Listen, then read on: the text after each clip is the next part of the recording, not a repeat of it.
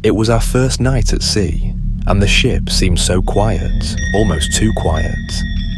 My husband, Dan, and I had just settled into our cabin, an upscale suite with a breathtaking view of the dark, rolling waves outside.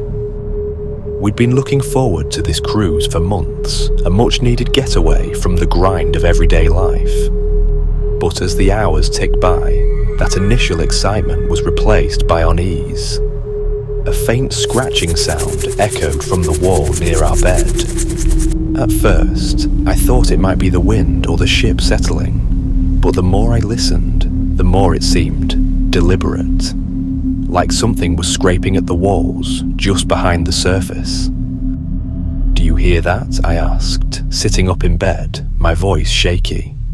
Dan nodded. "Yeah, maybe it's just a pipe or something. These old ships make weird noises." He was trying to be calm, but I could see the tension in his face. The scratching continued through the night, relentless and rhythmic, like someone, or something, was trying to claw its way out.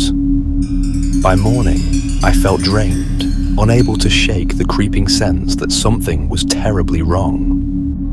We reported it to the crew, but their response was odd, too rehearsed. They exchanged glances, their smiles a little too tight. "It's probably just the ship settling," one of them said, brushing it off with forced cheerfulness. But the way their eyes darted nervously toward the wall made my skin crawl.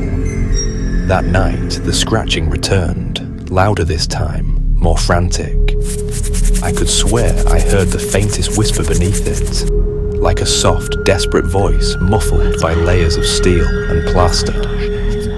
Dan and I lay there in the dark, hearts racing, staring at the wall where the sound seemed to be coming from. "I can't take this anymore," I whispered.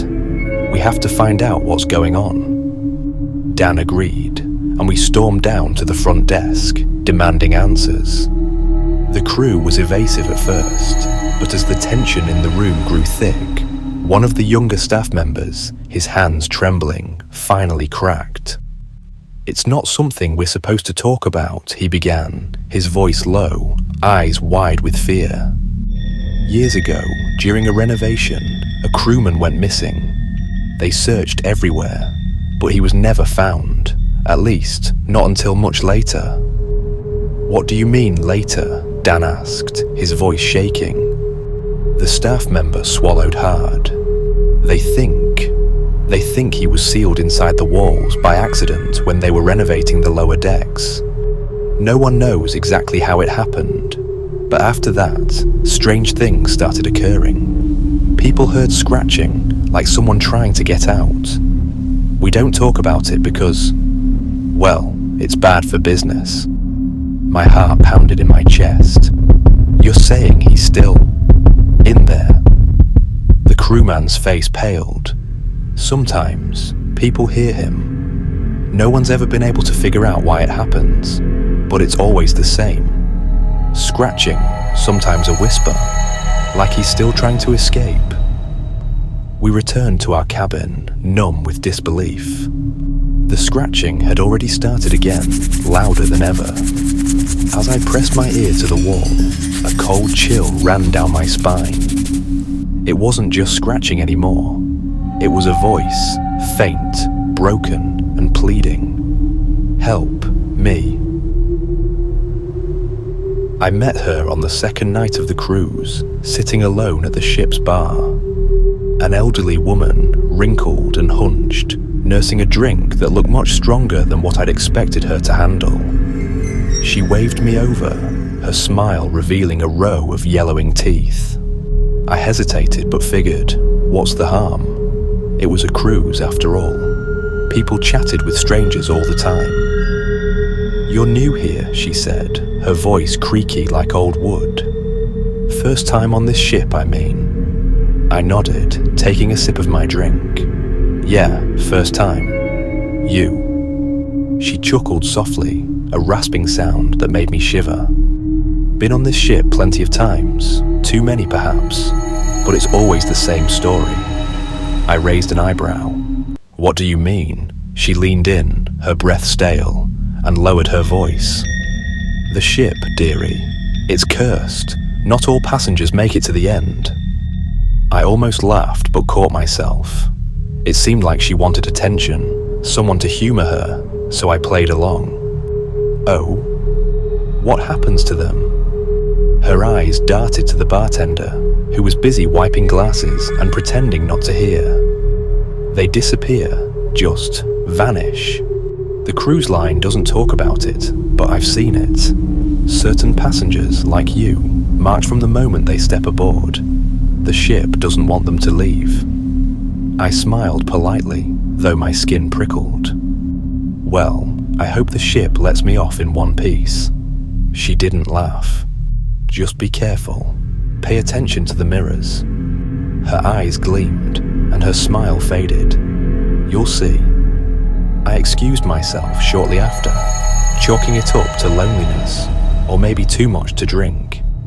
The idea of a haunted cruise was laughable, and I had paid good money for this trip. I wasn't about to let a superstitious old woman ruin it. But then things started to change. It was subtle at first. A flicker in the corner of my eye while brushing my teeth. A shadow that didn't belong, something that didn't feel right. I started to notice it more frequently in the reflective surfaces. Bathroom mirrors, elevator doors, even the dark window by my cabin. Just behind me, always behind me, a figure. Its form was indistinct, blurry, but there was no mistaking it. Something was there. I mentioned it casually to a steward one evening, hoping to laugh it off, but his face turned pale. His eyes darted left and right before he whispered, "Stop asking questions, sir. For your own safety." That chilled me more than the old woman's warnings. I pressed him further, but he stepped back, murmuring that it was best I didn't look too closely at things. Over the next few days, the figure grew more distinct, more menacing. It no longer lingered just at the edges of my sight. It loomed, staring, watching me from every mirror, every reflection. I could almost make out a face, sunken eyes, hollow cheeks. But every time I turned, there was no one there. I avoided the old woman after that, though I often saw her, watching me from across the deck, her expression grim. One night, as I passed her, she whispered, "It's chosen you." I didn't sleep much after that. Now, every time I look in a mirror, it's there, closer than before. Its gaze fixed on me, waiting. And I can't help but wonder if I'll be one of those passengers who never make it to the end. The party had run late, maybe too late, because by the time I decided to call it a night, the ship's hallways had blurred together in a maze of plush carpets and polished wood. Every turn felt the same. Identical doors, identical paintings, the faint hum of the ship's engine beneath my feet. I checked my phone, but no signal reached this deep into the bowels of the cruise liner. With a slight buzz from the alcohol still swimming in my veins, I wandered aimlessly, hoping to stumble upon a familiar hallway. After what felt like hours of wandering, I came across a section of the ship I didn't recognize. The carpet here was faded, the lights dimmer, casting long, flickering shadows that danced on the walls. It was too quiet, the kind of quiet that claws at your ears, making you question if you're really alone. My footsteps echoed in a way that sent a chill crawling down my spine. Then I saw it, a cabin door slightly ajar. The number was worn, the brass dull and tarnished. Against my better judgment, I approached. Inside, the air was thick with dust, a musty smell that clogged my throat. It looked like someone had lived there. Clothes were strewn about, a suitcase half packed, as if someone had left in a hurry. But everything, from the bedspread to the nightstand, was covered in a layer of dust so thick it seemed untouched for years. A creak behind me, then the door slammed shut. My heart leapt into my throat as I ran to the door, yanking at the handle. It wouldn't budge. Panic surged through me, and my chest tightened as I pounded on the door, desperate for someone to hear me. Just when I thought I would pass out from the sheer terror of being trapped, the door swung open with a groan. I stumbled back into the hallway, gasping for breath. The hallway was normal again. Bright lights, the distant sound of music and laughter from the upper decks. I rushed back to the main part of the ship, finding my way to the lounge where I spilled out my story to anyone who would listen. No one believed me.